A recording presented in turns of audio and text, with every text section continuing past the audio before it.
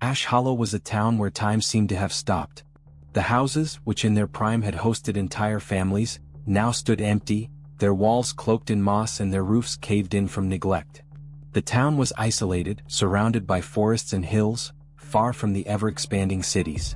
The advance of nearby cities had siphoned the life out of Ash Hollow, leaving behind only the ruins of an old church and a community slowly fading into oblivion. The few who remained, like Agnes Hawthorne, Arthur's grandmother, clung to tradition and the memory of better days. Arthur Hawthorne, an introverted 10-year-old, arrived in Ash Hollow with his mother, Elizabeth List Hawthorne, to keep his grandmother company. While Liz spent time with her mother and other relatives, Arthur sought refuge in his fantasy book. The book told the tale of a young hero battling monsters and dark creatures, stories he didn't fully understand but that brought him comfort in a place as unsettling as Ash Hollow. It was easy for Arthur to lose himself in the pages, escaping the desolation of the town. During their visit, Arthur's uncle George Hawthorne and his aunt Maggie Wilkins, along with her 3 children, James, Arthur's cousin, and their other 2 cousins Lucia and Peter, had also moved into Agnes's house. Although the town was nearly deserted, the families were bound by the need to hold on to what remained of their ancestral home. Still, the atmosphere in Ash Hollow was tense, and Arthur couldn't shake the feeling of unease. Everything about the town seemed on the brink of vanishing. One night, the town was swallowed by darkness during an unexplained blackout. The lights went out without warning, plunging everyone into gloom.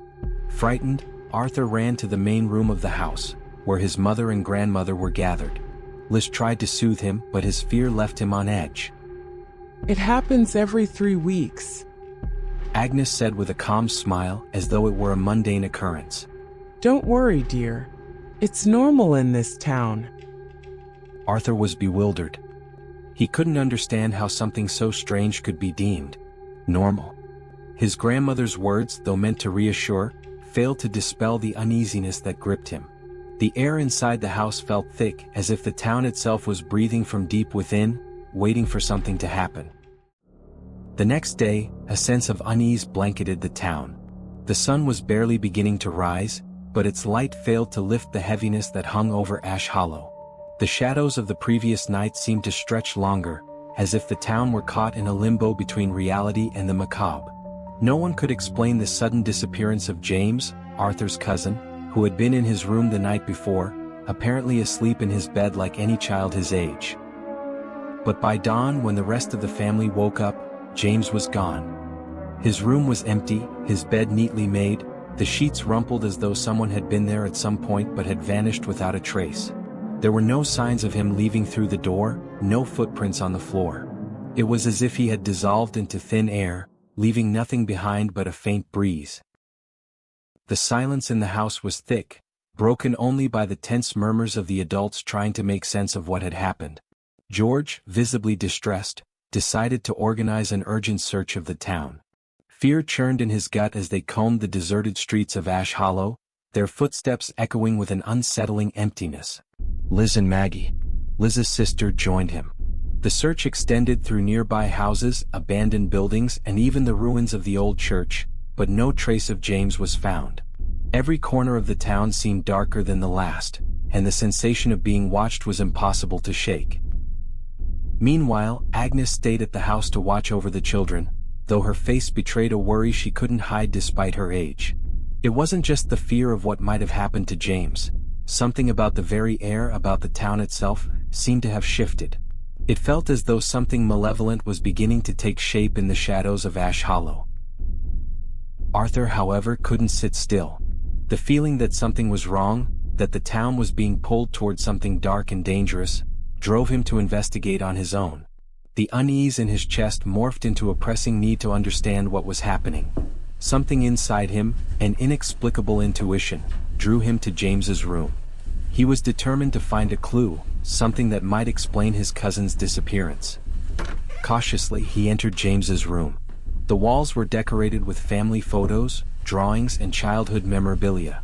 Yet all of it now seemed irrelevant, as though the room itself had become frozen in time, empty and abandoned, like a distant memory. The air carried a faint smell of dust and dampness. At first, nothing seemed out of place, but as Arthur's eyes scanned the room, something caught his attention. James's wardrobe. Arthur approached it hesitantly. Though he didn't remember noticing it before, something about it seemed different, almost as if it were calling to him. Carefully he opened the doors. Inside, the wardrobe was messy, clothes haphazardly piled as if someone had been searching for something. Then he noticed it, a wooden plank on the floor partially hidden beneath the folds of an old coat. Without thinking twice, Arthur lifted the plank. It creaked as it moved, as though it had been waiting there for ages to be discovered. Beneath it he found an opening. It was a narrow, dark, and damp passageway that led downward into the unknown. The air drifting up from the opening smelled of wet earth and decay. Despite the shiver that ran down his spine, Arthur didn't hesitate. He couldn't stop thinking about James and what might have happened to him. He couldn't just sit idle. With his heart pounding, he knelt and, without looking back, slid into the tunnel. The ground beneath his feet was slippery, and the walls seemed to close in around him as he advanced.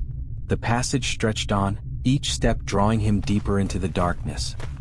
His breathing, quick and shallow, was the only sound, apart from the faint whisper of wind that seemed to brush against his ears. The tunnel narrowed as he went, and the air grew heavier. Fear gnawed at him, but he pressed on. Curiosity and the desperate need for answers pushed him forward, driven by a force he couldn't explain. The darkness was absolute. Not even the light of the moon could reach such a deep, forgotten place, far removed from life and daylight. Arthur had no idea where the tunnel would lead, but the sense that it was a forsaken place, a hidden refuge beneath the town, filled him with a palpable dread. After a few more steps, he heard a sound. A whisper. A faint creak. Something stirred in the shadows, and the air around him grew heavier, as though unseen eyes were watching him. A shiver ran through him, but he couldn't turn back. He had to keep going. The tunnel seemed to be leading him towards something far bigger than himself, something far darker. As he moved forward, the voices of his mother and grandmother seemed to fade, as though they were being swallowed by the air itself. Then, in the depths of the passage, a distant whisper, an echo from somewhere further ahead, called out to him. It wasn't the wind. It was James's voice. The tunnel was cold and filthy. As Arthur moved forward, the sounds of the town faded behind him. Fear gripped him, yet something deep inside urged him onward. In his hand, he clutched his book tightly, as though it could shield him from whatever might be lurking in the shadows. The tunnel seemed endless.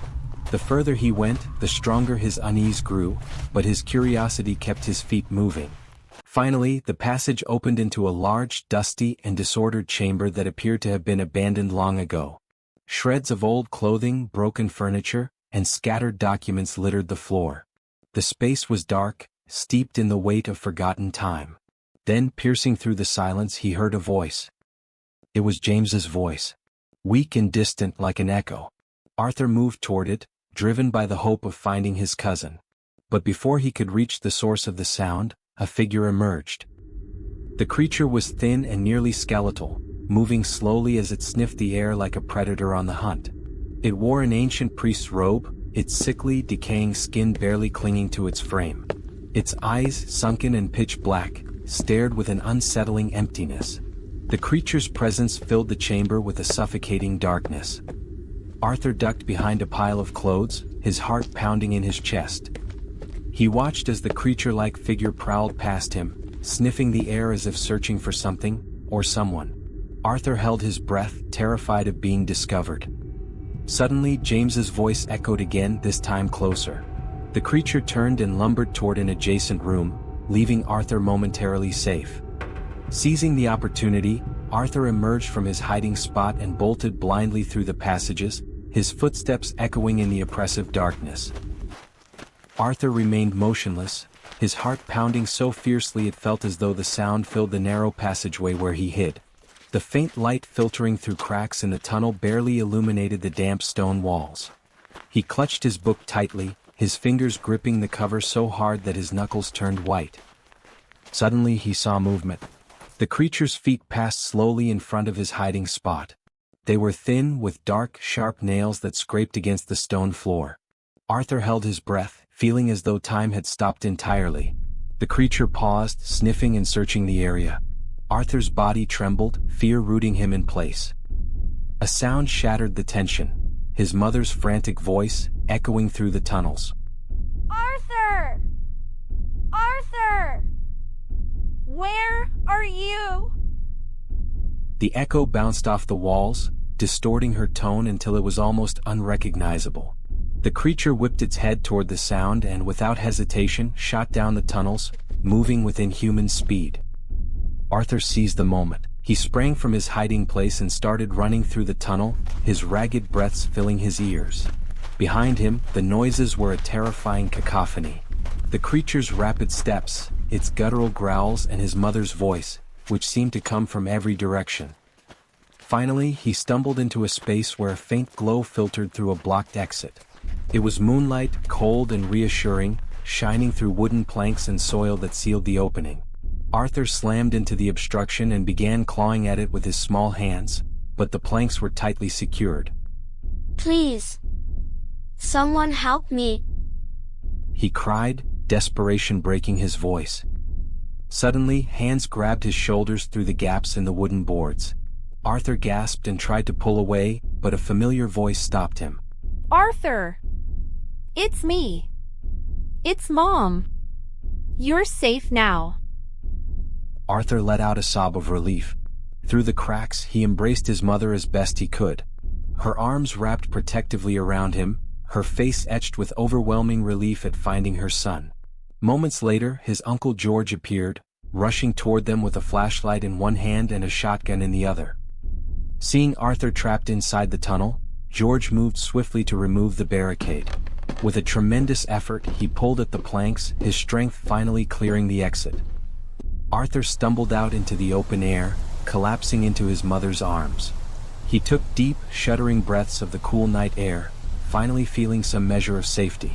But the moment was fleeting. George knelt down, his face serious as he looked Arthur in the eyes. Arthur. Where's James? Tears welled in Arthur's eyes as he pointed back toward the tunnels. He's in there. I heard his voice, but there's something else. A creature. George's expression hardened. He gripped the shotgun tightly and turned to Liz. Take him home. No matter what happens, don't come back here. Before they could respond, a deep, guttural roar erupted from the tunnel, reverberating through the still night. George didn't hesitate. He turned, switched on his flashlight, and disappeared into the dark passage, his silhouette swallowed by the shadows. Arthur and his mother hurried away, but the sounds of the struggle followed them. Monstrous roars, the deafening blasts of the shotgun, the crashing of something breaking. Then silence. When the family arrived at the grandmother's house, everyone gathered in the living room. The atmosphere was heavy with anguish. Arthur, still trembling, recounted what he had seen in the tunnel, his voice breaking with fear. It can't be, murmured Eleanor, James' mother, her face buried in her hands as tears streamed down her cheeks. Richard, a robust figure but visibly shaken by Arthur's story, stood up with determination. We're not going back into James' room, he said firmly. Let's lock it for now. We'll wait until morning. Although his words carried resolve, uncertainty was etched into everyone's faces. Deep down, they all knew that waiting for George, who had entered the tunnel, might be in vain. Dawn came to Ash Hollow with a dim, gray light that barely dispelled the lingering shadows. The family, exhausted and filled with quiet resignation, emerged from the house, ready to leave the town that had been both a refuge and a trap. Richard walked out of the house toward the family truck. He checked the vehicle grimly, ensuring everything was in order. Finally, he spoke. We can't stay here anymore. This isn't living, and I won't lose anyone else. But Agnes, the grandmother, stood resolute by the doorway. Her face was a blend of sorrow and unyielding determination. This is my home. I lived here with my husband, and I buried him here. No creature will drive me out. And I won't leave while my son is still out there. Liz, Arthur's mother, tried to reason with her. Mom, please. We can't stay. It's not safe. You have to come with us. But Agnes shook her head, her eyes gleaming with unwavering resolve. You go. I'll stay with Eleanor. We won't abandon my son. Eleanor, her face stained with tears, stepped forward. Though devastated, her gaze mirrored the same determination as Agnes. I'm not leaving either. I can't abandon him. He went in there for our son. After minutes of pleading and tears, the family realized they couldn't persuade them. Arthur clung to his mother, who lifted him into the back seat of the truck alongside his cousins. Richard started the engine, and as the truck rumbled down the dusty road, the figures of Agnes and Eleanor remained standing at the house's entrance, watching them leave. Inside the truck, Arthur looked back, guilt and relief swirling inside him. The trees whipped past, their shadows flickering over the truck as they sped away from the town. But just before the house vanished from view, something happened that froze Arthur's blood. Agnes and Eleanor, still standing by the door, were suddenly yanked inside. Thin, clawed hands emerged from the shadows of the doorway, grabbing their arms with brutal force. They had no time to scream, their bodies were dragged into the house's darkness with an unnatural, swift motion. Arthur saw it all through the rear window. A desperate scream tore from his throat. Grandma! Mom! Grandma! Liz turned her head, her face stricken with panic. Richard, drive faster! She cried, her voice breaking. Without hesitation, Richard pressed the accelerator. The truck roared as it sped away, leaving the cursed town behind. Inside the vehicle, the children wept uncontrollably. Arthur sat in silence, tears streaming down his face as he clutched the book he had brought from the tunnel tightly to his chest. His mind was a storm of emotions, but deep in his heart, he knew he would never see his grandmother or Eleanor again. In the rearview mirror, Ash Hollow disappeared into the mist, a town swallowed by shadows and horrors, a place that never let go of those who dared to challenge it. The van disappeared into the horizon, but Arthur knew that what they had left behind would not remain confined to Ash Hollow. Shadows always return, and something dark still lurked in the forsaken town. The creature, that ancient and cursed being, had found a new home, and perhaps one day, it would emerge again. For now, Arthur clung tightly to his book, the story of a hero who fought against the darkness etched into its pages.